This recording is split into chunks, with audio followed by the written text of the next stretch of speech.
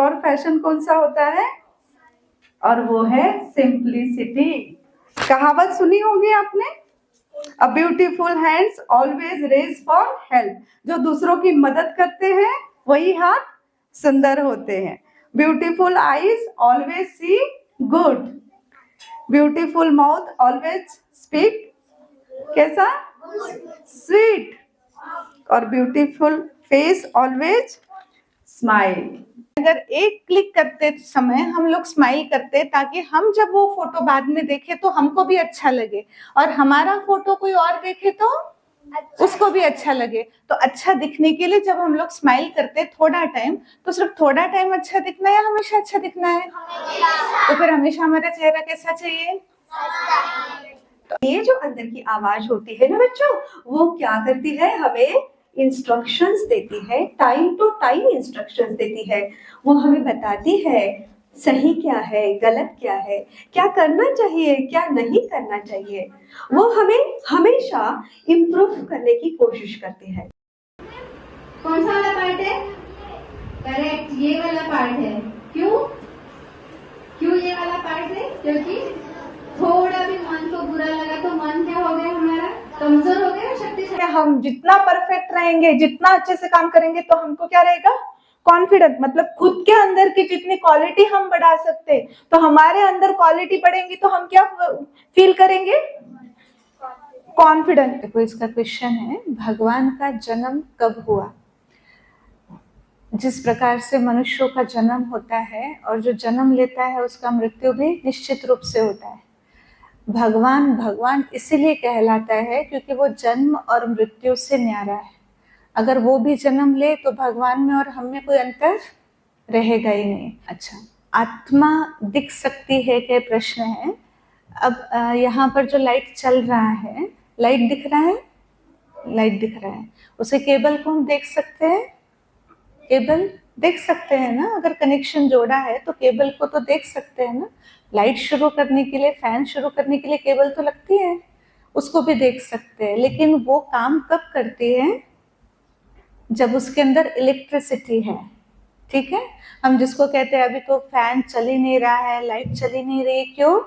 Power of है, अर्थात उसके अंदर इलेक्ट्रिसिटी अर्थात करंट उसके अंदर नहीं आ रही है। तो आप करंट देख सकते हो, इलेक्ट्रिसिटी को देख सकते हो, आंखों से देख सकते हैं? नहीं। तो इलेक्ट्रिसिटी देखने वाली चीज नहीं है, लेकिन अगर लाइट काम कर रहा है, फैन काम कर रहा है, इसका मतलब उसके अंदर करंट है। ठीक इसी प्रकार से आत्मा को देखा नहीं जा सकता, लेकिन अगर आंखों से हम देख रहे हैं, कानों से हम सुन रहे हैं, मुख से हम बोल रहे हैं, हमारे पैर चल रहे हैं, इसका मतलब उसके अंदर वो पावर है जो इस शरीर को चला रहे। अगर वो पावर निकल जाए, जिसको हम सोल कहते हैं, तो आंखें तो होगी लेकिन आंखें देख नहीं पाएंगी, कान तो होंगे लेकिन सुन नहीं पाएंगे। तो ये सारा कर्म करने वाली कौन है? सोल। तो सोल को फील किया जाता है, सोल को देखा नहीं जाता। आत्मा का मतलब होता है जैसे कोई खिलौना होता है ना, कोई खिलौने को चलाने के लिए उसके अंदर बैटरी डाली जाती है, सेल डाला जाता है, फिर रिमोट से उसको चलाया जाता है। ठीक इसी प्रकार से हम शरीर को, ये जो बॉडी दिख रहा है ना, इस बॉडी को चलाने वाली जो शक्ति होती है, जैसे गाड़ी है लेकिन गाड़ी के अंदर ड्राइवर नहीं होगा तो गाड़ी चल सकेंगी? नहीं चल सकती है। ठीक इसी प्रकार से बॉडी है, लेकिन अगर उसको चलाने वाला ड्राइवर अर्थात आत्मा, और आत्मा नहीं होंगे तो बॉडी कोई काम का नहीं रहता है। तो हम उसको कह सकते हैं कि ये बॉडी अर्थात गाड़ी है और आत्मा माना ड्राइवर है। जब हमारी बॉडी मर जाती है तब हमारी आत्मा किधर जाती है? अच्छा, जैसे अगर हम लोग रेंट के मकान में रहते हैं और हमको किसी ने कहा कि आपको ये मकान छोड़ना पड़ेगा, अब आपका दूसरा मकान देख लो, तो हम तुरंत छोड़ देते हैं मकान?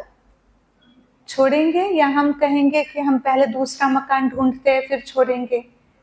पहले दूसरा मकान देखना तो पड़ेगा ना, एकदम से तो नहीं छोड़ेंगे, पहले दूसरा मकान देखेंगे फिर मकान छोड़ेंगे। ठीक वैसे ही ये क्या है, हमारा शरीर माना, ये बॉडी माना क्या है, हमारा मकान है। और ये मकान कब छोड़ते हैं?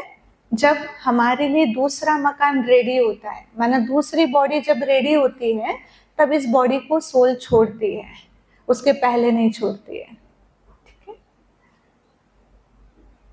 अगर मैं गुस्सा हूँ तो मेरी आत्मा गुस्सा होगी क्या खुश होगी? किसी ने ऐसा कहा कि आज मैंने बहुत गुस्सा किया, मुझे तो बहुत खुशी हो गई, होता है ऐसा? नहीं। तो फिर आत्मा गुस्सा करती है तो आत्मा दुखी भी होती है, गुस्सा करके कभी खुशी नहीं मिलती है। भगवान ने हमें क्यों बनाया? भगवान ने हमें बहुत अच्छे कर्म करने के लिए बनाया है। किस लिए बनाया है?